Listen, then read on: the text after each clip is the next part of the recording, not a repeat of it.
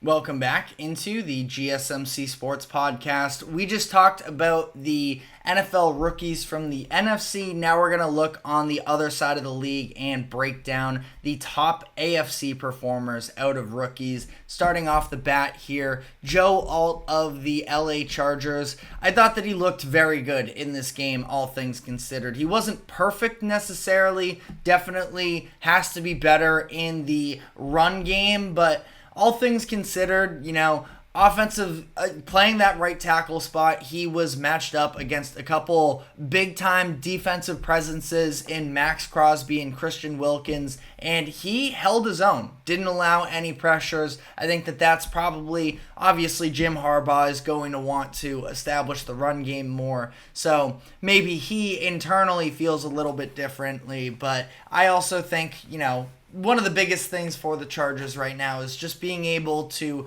let Justin Herbert shine, give him as much time as possible in his dropbacks, and Joe Alt definitely did that in this game, so I am giving him a B+, because again, tough defense that he faced in Las Vegas this past week. J.C. Latham, another offensive tackle, faced the Chicago Bears this past week, and Latham is maybe a little bit of a project player for Tennessee. You can see the athleticism, the strength with him, and he was able to move guys around on the line of scrimmage. The issue is, in the passing game, he was a lot weaker in this game, where ultimately he allowed 5 pressures and a sack throughout this game against Chicago. It's not like Will Levis was ever really comfortable, and Latham playing that left tackle position, obviously a little bit of a heightened importance of being a bigger part of that passing game. So definitely not all bad for him, but a lot of room to grow as well. Ultimately, I'm giving him a C+ for his performance against Chicago. Bo Nix, who was, a little bit of a darling based off of how he played in preseason. He got a little bit of a wake-up call for this past week against the Seahawks. Ultimately, he just never looked comfortable in this game. Threw a couple interceptions, one of which in the red zone. You can't take points off of the board like that if you are Bo Nix. And I think that, he has a lot of room to grow, of course. And Sean Payton should be able to coach him up, that he seems entirely confident in Nix to be able to sort of fulfill his vision. We will see about that. Ultimately, I think that Nix, he is supposed to be one of the more NFL-ready quarterbacks based off of the amount of game reps he got throughout college. One of the longest tenured college quarterbacks in the history of the sport. That it was maybe a little bit disappointing seeing him play the way that he did against Seattle. I have him with a C-. You could definitely make a case that it was worse than that, but ultimately, it's also against a good Seattle defense and against Mike McDonald, his new core, a lot of young pieces there, a good secondary. So I'm giving him maybe a little bit of the benefit of the doubt, and I'm going with a C-. Brock Bowers was pretty great in this game for the Raiders. It's not like he was asked to do a ton necessarily, but just the receiving threat that he is very prominent. Ultimately, had a handful of catches. I'm going to pull up the stats exactly here because I don't have them offhand, but I thought that Bowers did a really good job. He's going to split a lot of the volume of his targets, considering the fact that he's playing with Devontae Adams. He's also, from a tight end perspective alone, also splitting snaps with Michael Mayer, but I do think that this Raiders offense can provide a lot of different looks. Bowers is going to be very versatile on this group. 6 catches, 58 yards on 8 targets. I think that we're only going to continue to see him get better. A- is maybe a little bit high for him, but it might be a little bit of personal bias from myself as well because I am definitely a fan of his.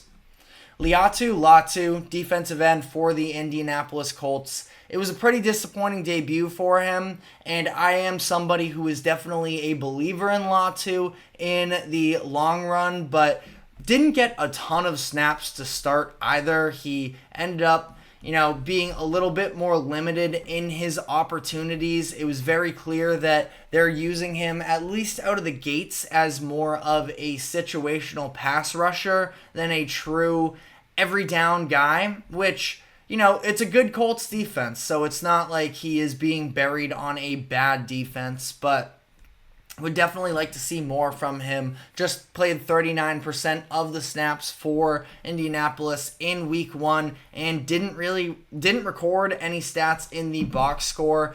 I thought there were a number of instances where he was able to get some drive on some pass rushes, but the biggest thing for him, I think, moving forward is going to be creating separation at the point of attack. That, you can move a player you can move an offensive tackle on a pass rush, but ultimately their goal is just to keep you in front of them. And that's where Latu, he seemed to struggle actually breaking away.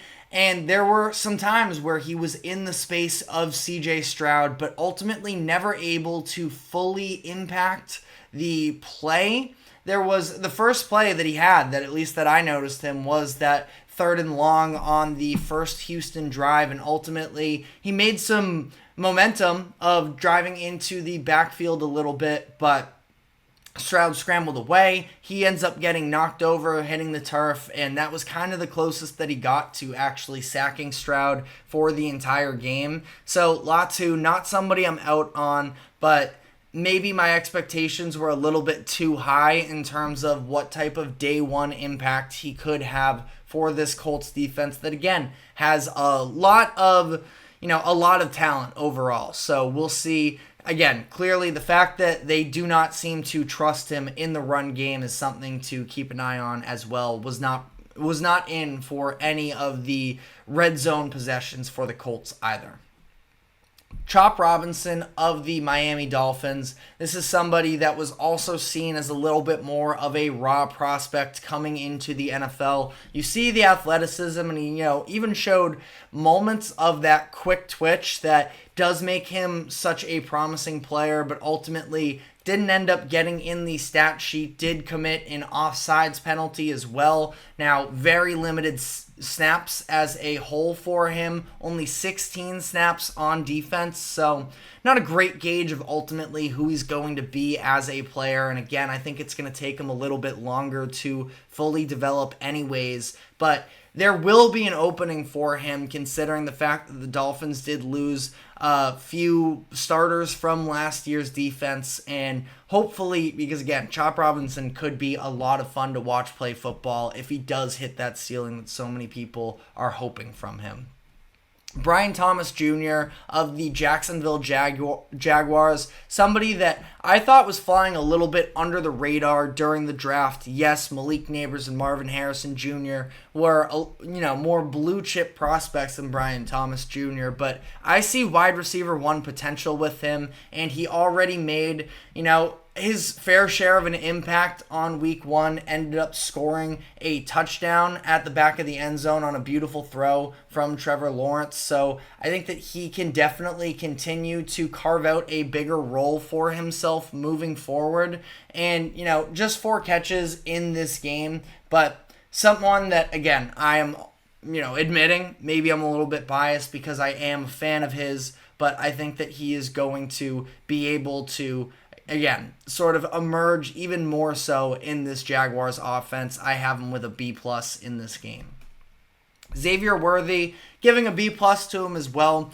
It was really it was more plays than I suppose Brian Thomas in terms of the explosiveness and the real impact being felt. Worthy only really had the 3 touches, but he made the most of them, scoring 2 touchdowns and, 2 of them being these explosive plays on the reverse end around and just streaking wide open down on that broken coverage down the right sideline to catch a touchdown as well. So he's somebody that I think is going to be, his impact will be a little bit hit or miss in terms of how he is able to produce for them. Or I should really more so say production could be hit or miss than the impact, because I do think that opposing teams are going to start preparing for Xavier Worthy. The more and more his film is put out there, while he's in Kansas City, Andy Reid and Patrick Mahomes are going to have a blast utilizing him. And ultimately, again, he might not get tons of looks necessarily on a game-to-game basis, but